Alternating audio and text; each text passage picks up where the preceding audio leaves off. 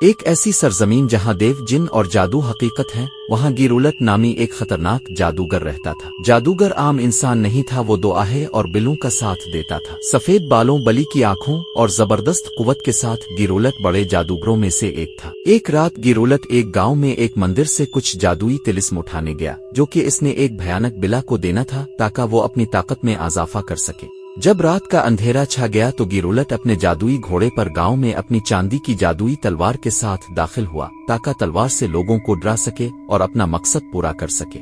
گاؤں میں جاتے ہی جادوگر نے لوگوں پر انتہائی خوفناک طریقے سے حملہ کر دیا، جس پر لوگ جان بچا کر بھاگنے لگے اور اس کی جادوگری سے ڈرنے لگے۔